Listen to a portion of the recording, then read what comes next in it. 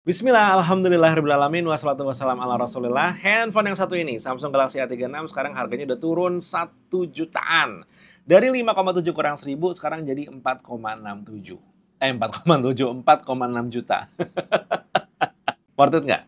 Yuk, kita coba bahas.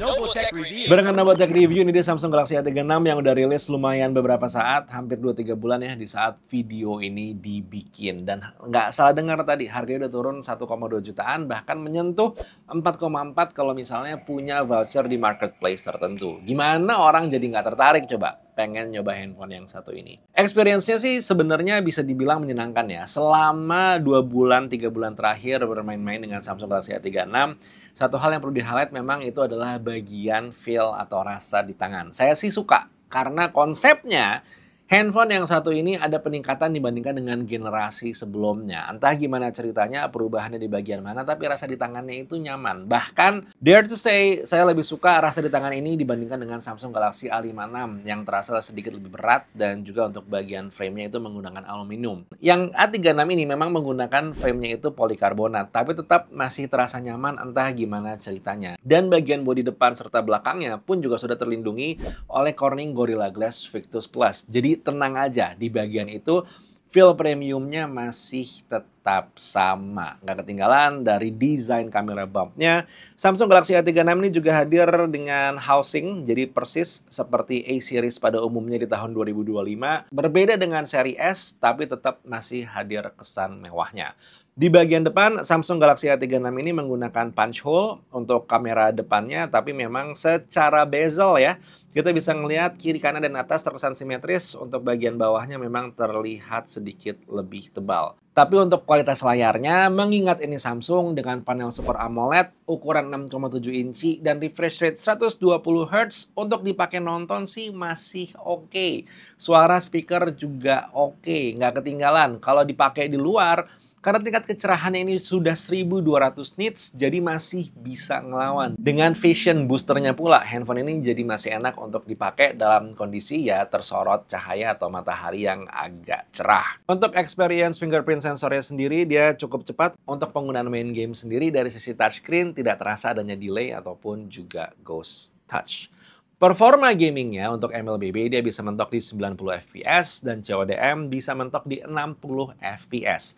Tapi satu hal yang harus saya ceritakan di sini ya, karena saya tidak bisa mengukur frame by frame saat ini. Kalau kita melihat dari indikator yang satu ada di pojok kiri atas, bisa dibilang ini cukup stabil. Baik itu di MLBB ataupun juga di CODM. Dan ini berjalan sama dengan benchmark yang saya lakukan ya. Jadi saat saya melakukan proses benchmarking Samsung Galaxy A36 ini, terutama di 3D Mark, terlihat bahwa tingkat stabilitasnya itu memang hadir di angka 99,5%. Jadi ini sejalan. Ngomongin soal benchmarking lain, ini data yang saya punya. Untuk Antutunya, varian 8128 ada di angka 583 ribuan. Sementara untuk yang varian 8256, saya bisa mendapatkan skor Antutu ada di angka 624 ribuan. Untuk Geekbench-nya, single core di angka 1012 dan multicore score 2900-an. OpenCL-nya di angka 2200-an dan Vulkan-nya di angka 3500-an. Secara spesifikasinya sendiri, internally dia menggunakan chipset Snapdragon 6 Gen 3 berpadu dengan RAM 8 atau 12 GB dan storage 128 atau 256 GB. Untuk SIM card slotnya sendiri itu dedicated, tidak ada micro SD card, jadi pastikan untuk besaran storage yang dipilih itu sudah yang disukai, yaitu yang paling gede kali ya, 256. Untuk experience penggunaan sehari-hari, handphone yang satu ini kalau sekedar social media tentu aman, untuk messaging juga aman. Catatannya adalah untuk kita pakai ngetik, layarnya ini belum menggunakan haptic feedback yang punya kesan mahal seperti Samsung Galaxy A56. Haptic feedbacknya ini adalah ya haptic feedback getar biasa aja. Untuk beberapa orang tidak berpengaruh, tapi silahkan ditaruh jadi catatan aja, karena banyak juga sih sebenarnya yang ngetik haptic feedbacknya dimatiin. Untuk performa editing, ada beberapa file CapCut yang saya taruh di sini. Yang berjalan paling baik itu adalah yang direkam langsung menggunakan handphone ini. Ya, jadi saya bikin video unboxing Samsung Galaxy Tab S10 FE 1080 direkam menggunakan Galaxy A36. Proses editingnya mau itu di zoom, dipelanin, dicepetin, dan segala macam berjalan dengan baik. Sementara untuk file dari kamera mirrorless yang saya taruh 1080, di handphone ini. Untuk swiping, playback, dan juga zooming in, zooming out masih berjalan lancar. File terberat yang saya jalankan adalah dari satu buah handphone 4K 10-bit 422 lock diwarnain. Nah, ini memang ada sedikit jitter dan juga frame drop, baik di saat swiping ataupun juga di saat playback. Untuk export time-nya memang bukan yang paling cepat. Ini kita ambil contoh untuk render file yang paling berat, yaitu 4K 10-bit 422 ke 1080. Hasilnya memerlukan waktu sekian lama. Jadi untuk Anda yang ingin menggunakan handphone ini untuk content creation, silahkan dicatat baik-baik di bagian ini ya. 4K masih bisa, tapi sebaiknya adalah 4K yang udah full, jadi yang udah ada warnanya, bukan yang lock, bukan yang 10-bit. Untuk penggunaan paling nikmatnya sendiri hadir di 1080 tentunya.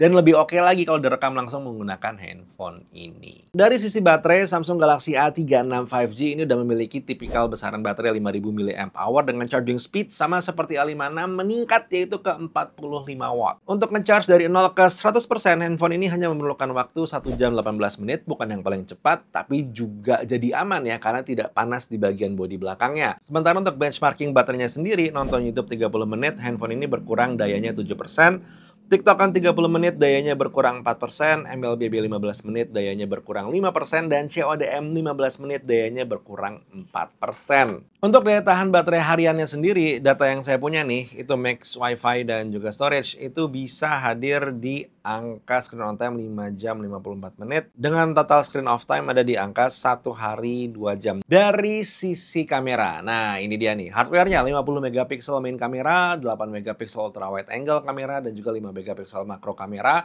Hardware terbarunya di kamera depan yaitu 12 megapiksel, udah HDR. Untuk hasil-hasil foto sih walaupun mungkin bukan yang paling wah ya, tapi processing image-nya udah oke, dan juga untuk dynamic range jadi memiliki kesan yang juga luas gitu. Asal kita ngerti nih cara main-mainin lighting sih harusnya bisa nih ngedapetin hasil yang udah cakep pakai Samsung Galaxy A36 ini. Untuk pengambilan video sendiri karena udah hadir mode Pro-nya, jadi ya tentu bisa mendapatkan hasil yang udah nyaman ya di Samsung Galaxy A36. Tapi memang untuk perekaman videonya sendiri, Samsung Galaxy A36 ini mentok di 4K 30 fps baik kamera depan ataupun juga kamera belakang. Dan di saat kita menggunakan 4K 30 fps untuk kamera belakangnya itu hanya bisa di kamera utama aja. Kamera ultra wide angle-nya itu mentok di 1080 30 fps saja. Nah, dengan pertimbangan dari sisi body, kenyamanan One UI, terus juga hasil-hasil foto dengan juga beberapa keterbatasannya, di harganya yang sekarang nih 4,6 juta sebenarnya Samsung Galaxy A36 sih masih worth to buy ya menurut gue. Terutama kalau misalkan emang lo tipikalnya orang yang mementingkan kenyamanan dan mementingkan experience. Karena kalau jatuhnya adalah lo pengen 4 juta dengan specs yang tinggi, masih banyak tuh di sebelah-sebelah atau merek-merek lain yang masih bisa lo lihat ya. Pertanyaannya, lo tipikalnya yang mana? Performance atau specs? Tulis di kolom komentar. Yuk kita diskusi. Untuk sekarang Tafino undur diri, kita ketemu di video berikutnya. Assalamualaikum warahmatullahi wabarakatuh. Bye.